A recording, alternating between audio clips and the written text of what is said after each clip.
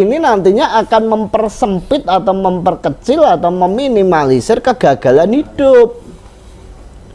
Loh, kalau kegagalan hidup bisa yang paling susah itu kegagalan dalam berspiritual, Pak. Karena dia bertemu dengan komunitas yang sebetulnya nggak sama. Itu tadi contoh yang kegagalan lahir ya, kegagalan batin ini bahaya juga. Dia suatu saat kepetilasan. Ya, kepetilasan karena dia sendiri belum menemukan jati diri dan belum bisa mengendalikan diri. Kebetulan di petilasan ada atraksi, Pak. Atraksi orang jadi macan. Wah, mari ngono sadar blek cerita. Iki mau mbae sing ning punden mlebu nang aku. Lho ngoten niku kan. Mbae sing nang punden iku singa putih. Oh, berarti macane taman safari ya.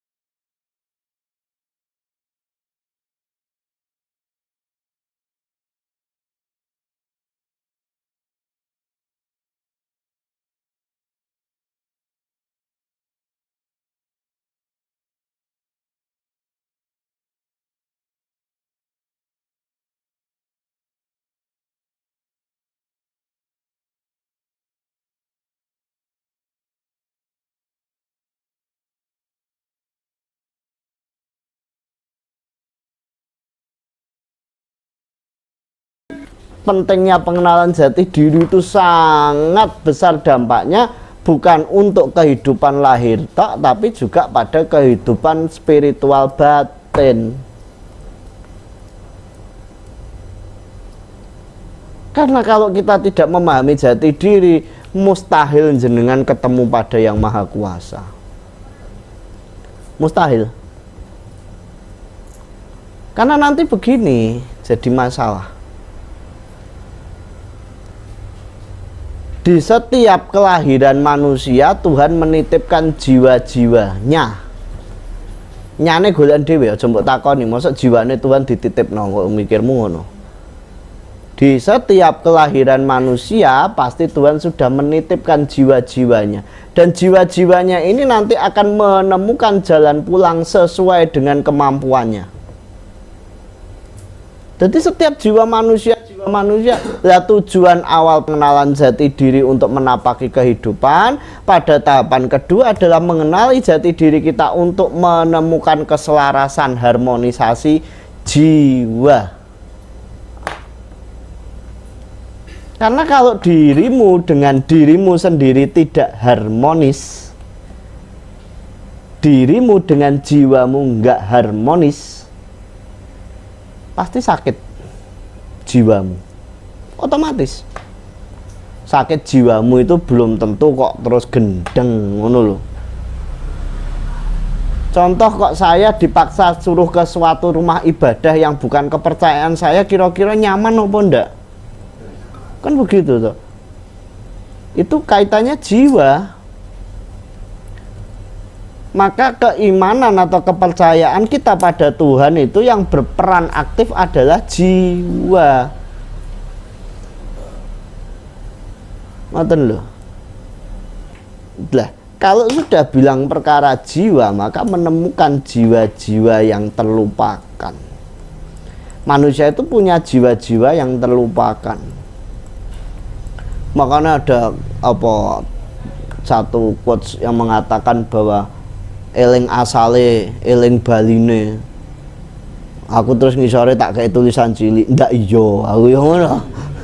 Lha nek nulis kan gampang, Pak, eling asale, eling baline. Titik konite lha asalmu kondi.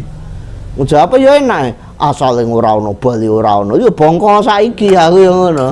Lho ini kan kata-kata yang butuh pemaknaan dalam, ndak semudah yang diucapkan cangkem itu.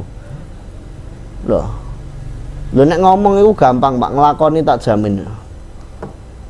Ini segini ini udah puasa semua, tapi terus hasil daripada puasa prosesnya pasti tidak sama. Oh, ada yang berpuasa ketika dalam puasanya teringat masa kecilnya, ada yang dalam puasa teringat dosanya, orang tuanya, dan lain-lain. Karena apa? Ketika orang berpuasa mute sastro jendro itu jiwanya dibangkitkan. Jiwanya dibangkitkan. Lu kok saya pusing terus berarti angen-angenmu ra genah. Lu kok saya mual berarti awakmu anyi-anyi. Anyi-anyi ku bahasa Indonesiane apa tuh? Kemenyek. Lho kuwi lak berbanding lurus sak sedulur. Manja. Terlalu banyak pilih-pilih begitu loh. Berhalusinasi. Oh, belum. Itu dampak, Pak. Itu dampak nanti. Nanti pada season ini pasti kita masuk ke situ. Nah, jiwa-jiwa yang terlupakan ini awalnya suwe-suwe, Pak, kalau itu tidak terkendali akan menjadi halusinasi pada tingkat dasar. Baik dalam kehidupan nyata, baik tidak nyata. Dalam kehidupan nyata itu karena kita gagal menemukan jati diri kita, gagal mengendalikan diri kita, sehingga yang dicita-citakan, yang diangan-angankan, yang diharapkan pasti nanti berlebihan. Wo, nek kula niku lho, mesti nek kula niku. Nek cara wetanan mriki nek aku omahe aku bojone aku iku aku dhewe gak Pak Dwi guyu rata-rata ngono lho iku duweane aku iku jadi keakuannya akan muncul. Lho apa keakuan ini tidak boleh muncul? Ya boleh tapi pada tempatnya. Kalau semua di aku akhirnya kan jadi apa? Aku.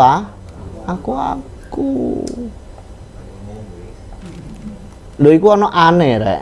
Lho ngoten lho. Aneh double itu. Aduh gitu. Aku ngono. Air kencing air. Aqua itu sebetulnya bukan merek dagang. Aqua itu bahasa Latin daripada air. Kalau aqua distilla maka berarti air penyulingan. Oh, banyak aqua itu bahasa. Kalau yang sinau kok obat-obatan rada ngerti. Lah, oleh sebab itu nanti angan-angannya itu pasti kemana-mana. Menjadi orang yang sok penting. Kabeh ku apa jare aku? Lho. Apa jare aku kabeh beres? Sing gawe urip leren ono aku. Lah enak ta. Bakalan gubis. Manut aku enak. Dari ini kan kita belajar mengamati peristiwa dan kejadian yang ada di sekitar kita saja. Artinya ketika kita ini gagal menemukan jati diri, maka yang muncul pada tahapan awal itu mengakui semuanya. Itu awalnya dulu. Kok di situ zonanya nyaman ya? Kok di situ nyaman ya? Oh, meningkat ini nanti. Jadi halusinasi.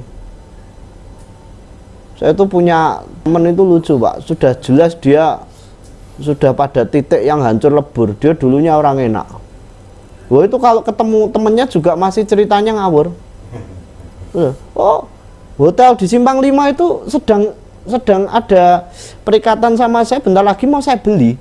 Wah, dolan koncone iku lho roh kabeh wis gak gablek lho cangkeme sik kaya ngono. Lha karena dia untuk mengakui dirinya itu tuh sudah berlari jauh. Udah berlari jauh. Lho itu belum. Kartu kuning itu dari halusinasi naik satu grade lagi, naik satu tingkat lagi. Karena halusinasinya terlalu banyak, cerita kesana kemari itu enggak, gitu. Lo kan akhirnya namanya keburukan itu kan meledos toh, Pak. Mbok tutupi model apa-apa kan suwe-suwe meledos. Iya kan? Enggak, aku gak nyebut koncomu lah, kan ndak enak aku. Coba kita ya.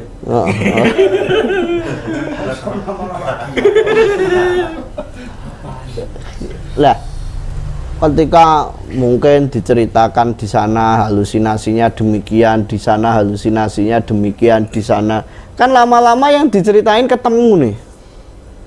Lu cerita nang aku kok gak ngono. Lu cerita nang aku ya gak ngono. Akhirnya kan ndak kanca, Pak. Ke sana nggak ketemu temen, di sana nggak ketemu temen. Akhirnya lah itulah meningkat pada kartu kuning. Tetapi biasanya orang-orang demikian nggak ada, Pak. Orang gila itu sadar dengan kegilaannya itu kan ya susah tuh. Lho nek sik kait-kaitan kira-kira ngono ki ya rada sriwing ngono. Lho tapi nek sing nemen iki lho, saya ini ngantarkan orang ke rumah sakit jiwa. Sama anak-anak. Tekan kono wong edan iki nggawe seragam, Pak. Pasien rumah sakit jiwa RS Sumber Porong Malang Dr. Rajiman Ridho Diningrat atau piye aku lali. Lah arek ngenteni aku ning jaba UGD. Saya masukkan orang di UGD. Lu wong gendeng sing sudah agak sembuh. Ya itu kan dikaryakan sama rumah sakit karena nggak diambil sama keluarganya karena kebiasaan dibuang. Disuruh nyapu, membersihkan taman. Tapi kan jelas Pak pakaiannya, Pak. Gurine pasien rumah sakit sih. Wah, itu dengan PD-nya udut, Pak. Dari luar rumah sakit iki. Entek. Njaluk ning ngene arek-arek, "Pak, njaluk rokok ya, Pak." "Hus, gak oleh rokokan." "Lho salah sampean waras." "Lah aku gendeng gak apa-apa. Tak silik lambiku aja." Lha iki baru ada wong waras gak aji ngene ya. Ajian sing gendeng gak ada. Lah tadi lah kembali pada topik. Ini tadi dalam kehidupan lahiriah. Tapi dalam kehidupan batiniah karena dia ini sudah terlalu banyak pengetahuan tentang ilmu-ilmu yang sebetulnya belum pada waktunya sehingga ngelatur. Saya semalam di pantai selatan itu ditemui wanita. Wah, cantik sekali. Orangnya berwibawa, baunya wangi. Kalau ngomong itu jelas. Nah itu gejala-gejalanya kan begitu. Saya ke gunung, ketemu orang berpakaian resi, cerita dengan saya sejarah gunung ini. Terus dia kemana? Saya ditemui penunggunya cerita, dititip-titipkan pada saya. Lho ya gak usah mulih nang kono. Ini masalah. Maka kegagalan pada pondasi kehidupan yang di dasar ini itu dampaknya sampai ke sana, sampai kemana-mana. Maka kalau gagal dalam lahiriah, maka dampaknya akan ke sekeliling kita ini. Kalau gagal dalam batiniah, dampaknya ke sana. Ini sampai mati besok mesti kesasar. Pasti kesasar. Mana omongannya mesti ngawur-ngawur. Ana dewa medun syaratnya gawe kayu, dewa medun syaratnya gawe boto, dewa medun syaratnya gawe pasir. Lho iki dewa ta pegawene tukang bangunan aku ya ngono. Galangan. Galangan. Kalau Jawa Timur ngarani galangan, aja toko besi. Karena apa kegagalan? Tapi nanti ketika ditanya, lho jane karepmu ki piye to? Lho karepku ya bali marang asale. Eling asale, eling baline. Kabeh ki ora ana apa-apane. Lho sing diceritakno demit iku lho sakmono kae jare gak ana apa-apane. Segoro ketemu wong wedok ning gunung ketemu wong lanang. Kok gak tau ana setan banci ya? Asik tadi. Aku durung tumpet.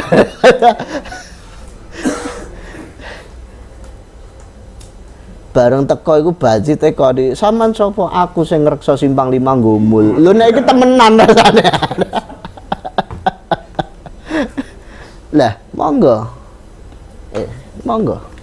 Makanya ayo ciri-ciri awal yang harus kita pahami yaitu adalah siapakah kita sebagai jiwa-jiwa yang terlupakan dengan mulai mencari kekurangan kita, suka tidak suka, bisa tidak bisa, diperdalam lagi apa penyebabnya, lah kemudian harus disikapi seperti apa.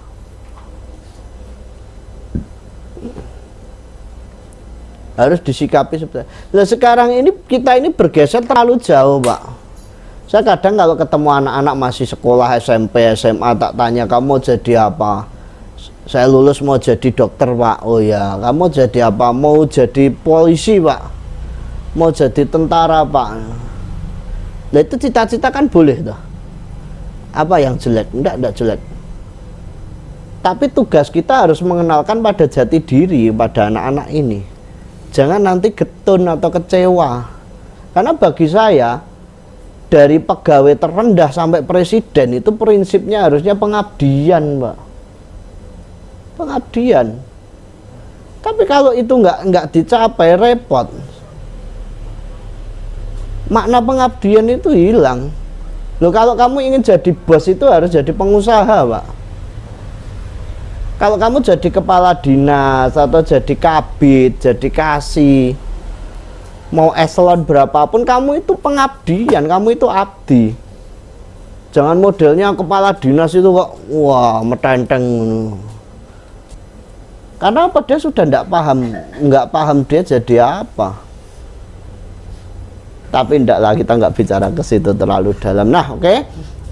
Maka ketika tadi sudah kita jalankan, kita akan bisa menselaraskan diri kita antara lahir dan batin. Sehingga kita sudah tahu saya sukanya itu begini, bisa saya begini. Oh, saya itu sukanya makan dan kebiasaan saya itu masak. Ya wes, buka warung. Lu kamu bisa sukanya makanan, bisa masak, kok terus meh nyalon tentara kan ya repot sampean kok. Hah? Ya bejo-bejo nek kesinungan karahayuan dadi tentara bagian dapur sik gak apa-apa, Pak. Lho engko dadi tentara bagian nyekel bedil. Apane nyandak bedil kuwi harus hotel. Kan repot iku. Hah? Dadi tentara sobone pasar lho ngoten niku lho ya.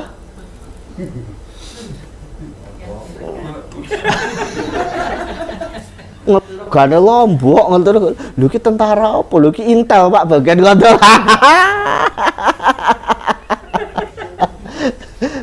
Intel sapa pasan delok rego.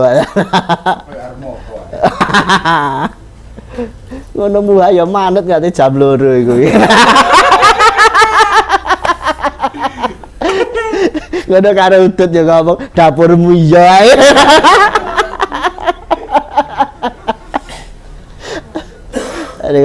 Ini karena kegagalan, Pak. Makanya kita harus dari awal kita harus bisa itu mengkategorikan yang ada di dalam diri kita. Lu saya ini saya seneng gambar, bisa gambar dengan ukuran seneng ya juga arsitek minim dadi pemborong.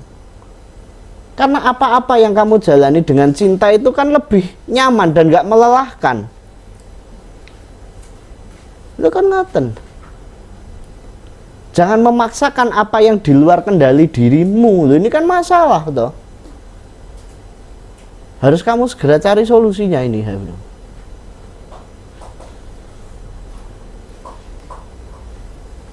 Ini penting. Makanya Pak, proses pencarian jati diri untuk menemukan siapa kita ini adalah hal yang paling penting. Saya itu dengan anak saya mau sekolah apa aja saya tidak ngurus, Pak. Loh betul. Anak saya mau ke gereja, kono. Tiba-tiba njaluk nang masjid ngaji, monggo. Loh saya tuh nggak antipati. Loh betul itu, boleh tanya istri saya. Pak aku tak ngaji yo, lu ngaji yo. Nang ndi tak terno. Aku tak ke gereja yo, kono. Bagi saya monggo. Tidak ada satupun bagi saya itu salah. Enggak, dia masih proses pencarian jati diri. Lu lama-lama ngomong, loh, aku tuh loh di gereja, terus ternyata ajarannya sama kok kayak papa. Udah tak di sini aja loh. Itu kan nanti dengan berjalannya waktu. Tapi saya nggak mungkin ngekat di jalan. Karena semakin dekat dia nanti penasaran, "Loh, ngapain kok saya dilarang?" Kan begitu. Lu monggo. Saya nyopir mobil di sebelah sini, istri saya, anak saya di tengah bilang, "Papa, besok aku nek wis kerja, Papa tak budalno kaji." "Iya," saya bilang begitu. Loh, saya iya kan? Loh, bareng saiki pindah agama, Pak. Loh, gak sido.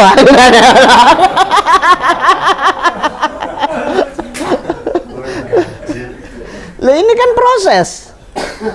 Saya nggak pernah melarang. Wah, terus suatu saat pernah, "Pak, udah pindah agama.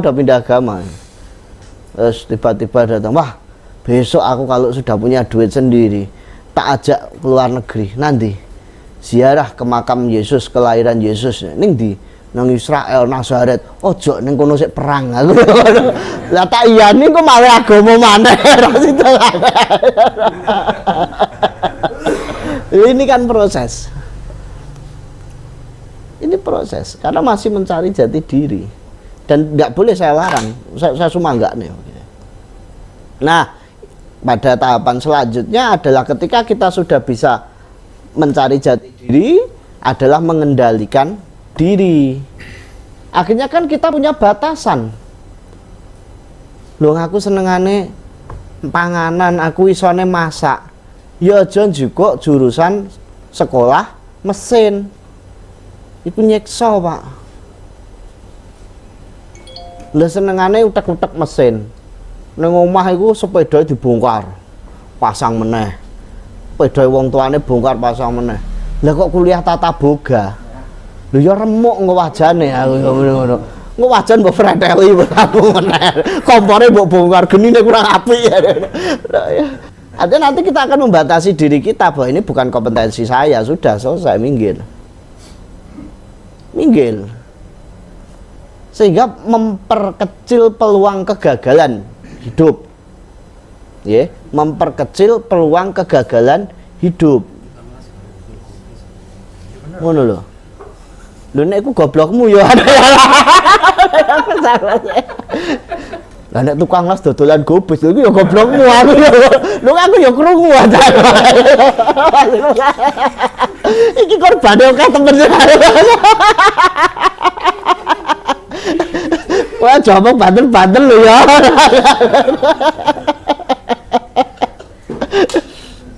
Ini kan. Ini karena KAI udah kembali ke tema, jadi ini nantinya akan mempersempit atau memperkecil atau meminimalisir kegagalan hidup. Loh, kalau kegagalan hidup bisa yang paling susah itu kegagalan dalam berspiritual, Pak. Karena dia bertemu dengan komunitas yang sebetulnya nggak sama. Itu tadi contoh yang kegagalan lahir ya, kegagalan batin ini bahaya juga. Dia suatu saat kepetilasan, ya, kepetilasan karena dia sendiri belum menemukan jati diri dan belum bisa mengendalikan diri. Kebetulan di petilasan ada atraksi, Pak. Atraksi orang jadi macan. Wah, mari ngono sadar blek cerita. Iki mau mbae sing ning punden mlebu nang aku. Lho ngoten niku kan. Mbae sing nang punden iku singa putih. Oh, berarti macane taman safari ya. Ini masalah juga. Masalah juga. Aduh. Lah ini saya pernah ngerjani, Pak. Pernah suatu saat saya punya temen.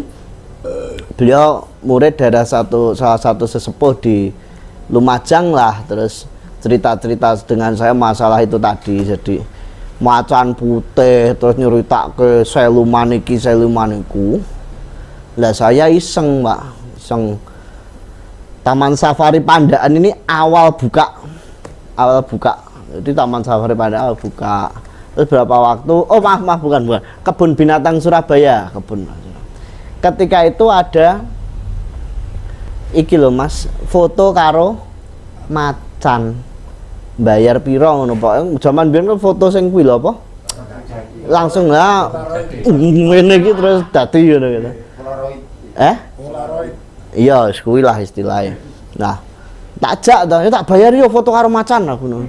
Wah, aku Wedi aku lho, lah wingi jare kesurupan macan punden barang kalian mlebu. Iki macan tenanan. Kok mau lah tak jak foto ku ngompol. Aku terus ngomong ning cacane, dadi guyon. Oh, berarti selama iki klebon macan yo ngapusi ya. Ya empo, aku tak jak ngono foto ngompol aku ya ngono. Kan gak jumbo itu, Pak. Terus habis itu ada session yang foto sama ular piton itu ditumpangke terus difoto. Ya ngewel kok nyatane lho, wingi nek cerita lho koyo mencit-mencit langit lho dintekno ijen aku lho ngono. Ini namanya kegagalan dalam berspiritual, bahayanya minta ampun. Karena apa? Karena bisa menimbulkan korban. Itu tadi ya, dia kepetilasan, kebetulan ketemu orang yang frekuensinya sudah aneh juga. Saya nggak nyatakan salah loh ya. Saya hanya menyatakan ini aneh karena apa, kita ini yang manusia seperti ini melihat yang terbatas oleh pagar atau tembok aja sudah nggak kelihatan.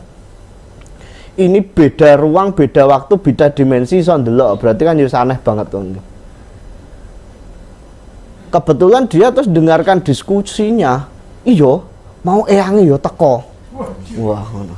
Mbah yang sapa aku ya gak harus, eyange yo teko iki mau. Cerita, awake dhewe dipengestoni. Saya tuh kadang kalau dengerin gitu ketawa. Neng petilasan kono dipengestoni. Neng ngene segara dipengestoni, neng gunung dipengestoni. Tapi kok uripe tambah ngoyo, arep budal lho utang tangga. Arep slametan nganak-nganakno. Lho iki jane sing mengestoni petuk ta ya apa aku ya.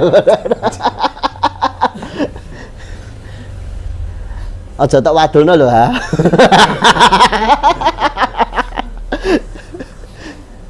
Ini nanti akan timbul banyak korban. Lho nek sing mengestoni Pak Jokowi apa Pak Gubernur enak proyeknya lancar lho, bareng sing mengestoni barang ndak ketok iku lho. Kadang saya jagongan sama orang lho kuwi nek dipengestoni barang ra ketok-ketok ngono kuwi slereno kerja aku. Lah terus nyalono duru kunci. Karuan aku lho. Lho gak enak lho. Iya. Sudah. Sebetulnya nggak ada kaitannya juga lah. Cuman saya berharap bahwa ayo kita harmonisasikan diri kita selaraskan diri kita seimbangkan dulu jiwa kita. Baru kamu nanti dapat tahu harmonisasinya semesta. Semesta ini harmonis, nggak ada semesta nggak harmonis, nggak ada. Putaran apa? Kutub, terus rasi bintang dan semesta ini selaras terus, dia selaras terus.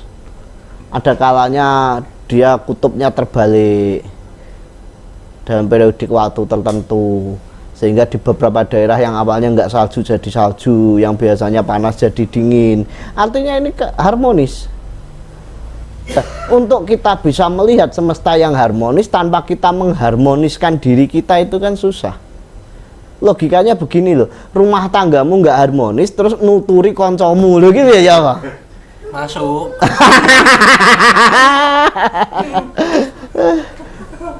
Nang omah tangga dhewe gak harmonis nuturi wong aku. Ini logikanya kan begitu. Nah kalau panjenengan tidak harmonisasi dengan dirimu, maka kamu tidak akan pernah mengenal harmonisasinya semesta.